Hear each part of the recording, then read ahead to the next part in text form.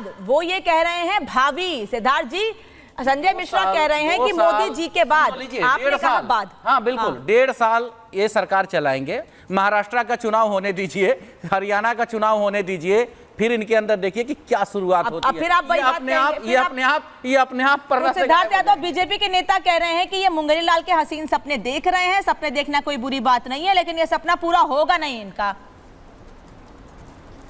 आप ही लोग कह रहे हैं ये बात। मैं जवाब देना। देखिए अनामिका जी, अनामिका जी, मेरे से प्रश्न है क्या? जी जी बिल्कुल। अनामिका जी देखिए, इनकी बात पर मैं क्या जवाब दूं। ये एक दूसरे को इंजेक्शन देने का काम करते हैं, ये बूस्ट करने का इंजेक्शन है, एक दूसरे को देते रहते हैं। इतने में प्रधानमंत्री बन जाएंगे, भैया तू भी बन सकता है, भैया मैं भी बन सकता हूं, भैया तेरा नंबर लगेगा, भैया मेरा नंबर लगेगा। अरे जनता बनाती है, घरों में बैठ करके, घरानों में बैठ करके नहीं बनते हैं। कार्यकर्ताओं के होर्डिंग से नहीं बनते हैं प्रधानमंत्री, कार्यकर्ता की इच्छा से नहीं बनते हैं। देश की जनता तय करती है, और देश की जनता ने अपना मैंडेट दिया है। नहीं सिद्धार्थ भाई, आपने बिहार में नीतीश कुमार का डीएनए टेस्ट करवाया था। आपने नीतीश कुमार का बिहार में डीएनए टेस्ट करवाया था, उन्होंने बाल काट कर दिल्ली तक भिजवा दिया था बिहार का। आपने क्या किया?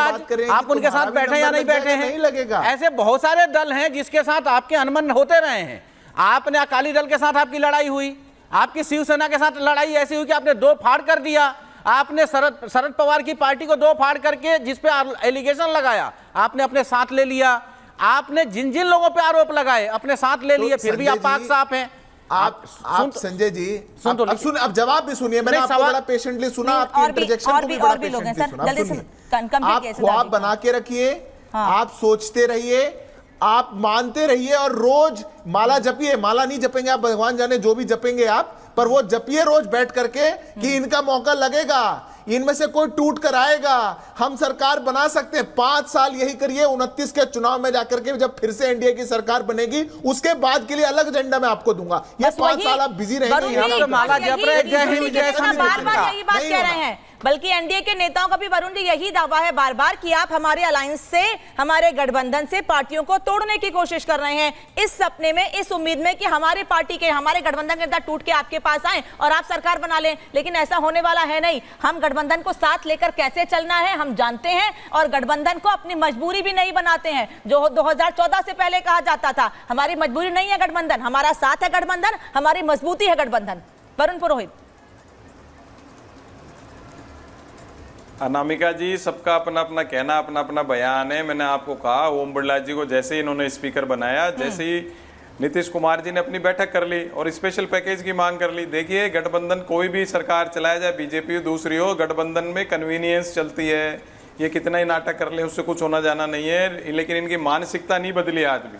राजस्थान का मंत्री आदिवासियों का डीएनए टेस्ट कराता है, ये अभी भी कह रहे हैं। अब ये तो विपक्ष को कह रहे हैं भाई मुंगेरी लाल। मैं तो कह रहा हूँ मुंगेरी लाल के क्या अंकल आ गए या ग्रैंड पा आ गए, जो आप कह रहे हो 5 साल बाद हम फिर जीतेंगे, ये करेंगे वो करेंगे। तो इससे ज्यादा सपने कौन ले रहा है? लंबे लंबे सपने ले रहे हैं, हम तो ये नहीं कह रहे।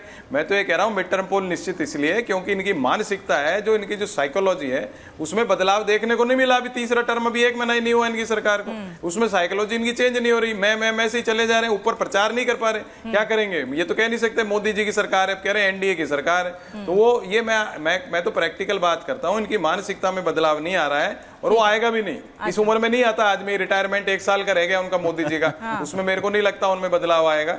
फिर तो मार्गदर्शन मंडल में जा, आप तो पहले से ही तय कर ले रहे हैं बीजेपी की लाइन की, क्या करना है क्या नहीं करना है। बीजेपी के नेता तो कह रहे हैं कि हमारे नेता आज से नहीं, मोदी जी आज से नहीं, बल्कि मार्गदर्शक मंडल में पहले से हैं। अनामिका वो तो ये दावा कर रहे हैं कि मार्गदर्शक मंडल में पहले से हैं आडवाणी जी के साथ में, वो आज से नहीं है।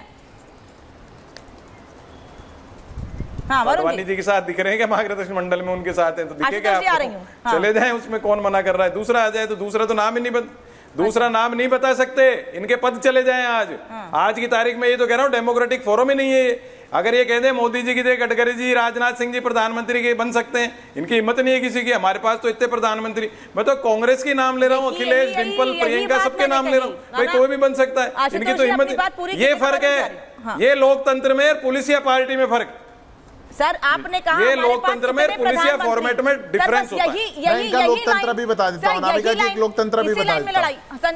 सिद्धार्थ जी कुछ कह रहे हैं, जल्दी से कहीं पर आशुतोष जी के पास जाऊंगी। हाँ जल्दी सिद्धार्थ जी। अनामिका जी, आप अनामिका जी इनसे पूछो कि गांधी परिवार के अलावा कौन बन सकता है कांग्रेस का प्रधानमंत्री, पूछो।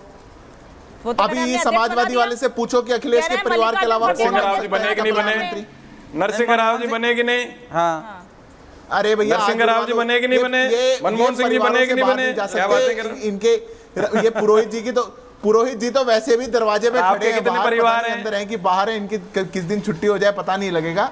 पर ये जो पूछो इनसे, कोई जाकर के अखिलेश वालों से पूछो कौन बनेगा, अखिलेश भैया के अलावा, डिंपल भाभी के अलावा है कोई प्रधानमंत्री बनने वाला?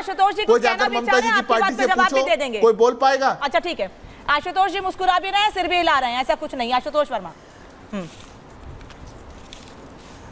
वह नहीं, देखिए ऐसा है कि परेशानी ये है कि और कोई वजह नहीं है, क्योंकि मोदी जी की शख्सियत ऐसी है कि चाहे गुजरात में रही हो, चाहे हिंदुस्तान में जब रहे हो, तब तक वो एकाधिकार करके अपने स्टाइल से सरकार चलाते हैं। उन्होंने बैसाखियों की सरकार चलाई नहीं है, गठबंधन की सरकार चलाई नहीं है। और गठबंधन किससे? नीतीश कुमार जी की पार्टी से, जो इनके रहते हुए 2014 से लेकर 2024 तक 8 बार गोल गोल घूम चुके हैं। और दूसरी तरफ टीडीपी, जिन्हें अभी चुनाव में बोला है कि 4% जो है वो मुसलमानों को आरक्षण देंगे धर्म के आधार से। पूछिए सिद्धार्थ यादव जी से, राजी है कि नहीं है? अगर नहीं राजी है तो बता दीजिए अभी टीडीपी को। अभी बता रहे थे स्पीकर चाहिए था, फिर स्पीकर नहीं मिला। तो आप अपने अंदर देखिए क्या परेशानियां हैं। हम सबको पता है कि ये सरकार चलने वाली नहीं है, और 25 दिन हुए अभी सरकार को। सरकार की स्टेबिलिटी पे सवाल उठा हुआ है। आज हालात ये है कि सदन स्थगित करना पड़ रहा है, और आप सरकार चलाने की बात कर रहे हैं। सर सदन स्थगित तो वो ये कह रहे हैं, सर जब बीजेपी के नेताओं से हम बात करते हैं, एनडीए के नेताओं से बात करते हैं, वो ये कह रहे हैं सदन हमें स्थगित इसलिए करना पड़ता है क्योंकि आपके सांसद सदन चलने नहीं दे रहे हैं। वो चाहते नहीं है कि जनता के मुद्दे उठे, वो चाहते नहीं है कि जनता की बात हो। 6 महीने से ऊपर इनकी उम्र नहीं है इस सरकार की। अच्छा, ये सरकार 6 महीने के ऊपर नहीं चल सकती है। बुरी तरीके से हारे हुए है, देश के जनमत को ये समझने को तैयार नहीं है, और 6 महीने से जा रहा है ये सरकार चलने वाली नहीं। नहीं आशुतोष जी, इस आरोप पे भी बोलिएगा ना। फिर वो कह रहे हैं कि भाई आप लोग नहीं चाहते हैं, आपकी मंशा नहीं कि सदन चले, आप मुद्दे उठा के ले आते हैं, हम नीट पर बात करने को तैयार हैं, शिक्षा मंत्री उस पर बोलेंगे, आप उसको उस पर भी सहमति नहीं दे रहे हैं, आप उस पर भी शांत नहीं बैठे हैं, आपको सरकार से जवाब देता, सरकार तैयार है जवाब देने के लिए। वंदना जी, आपको भारतीय जनता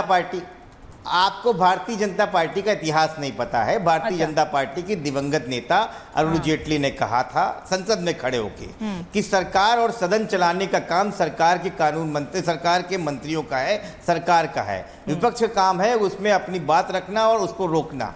और यही हाल सुषमा स्वराज जी ने भी कहा था। तो क्या किरण रिजिजू जी खाली साइलेंट मिनिस्टर बैठे हुए हैं? अर्जुन मेघवाल जी ऐसे ही मिनिस्टर बना दिए? अरे संसदीय कार्य मंत्री बनाया गया है, सरकार चलाना इनकी जिम्मेदारी है। अच्छा। और भारतीय जनता पार्टी क्यों चाहेगी नीट पे बात हो? अच्छा। सारे के सारे घोटालेबाज उसी में बैठे हुए हैं। एनटीए का चीफ आरएसएस से आता है। ठीक है, भारतीय जनता पार्टी तो भाग रही है नीट से। फिर सर मैं फिर वही बात कहूंगी कि अगर आप नीट पर भारतीय जनता पार्टी को घेरेंगे, नेता पर सवाल उठाएंगे, तो आपको बिहार में भी देखना पड़ेगा, आपको झारखंड भी देखना पड़ेगा, आपको उस पर भी सवाल उठाने पड़ेंगे। आप उस पर क्यों नहीं बात करते हैं? अगर आप इनकी तरफ उंगली उठाएंगे तो आपकी तरफ भी उंगली उठेगी। सरकार नहीं चला पा रहे हैं आप 25 दिन के अंदर, सदन नहीं चला पा रहे हैं, आप कहाँ रखेंगे? अच्छा सिद्धार्थ यादव।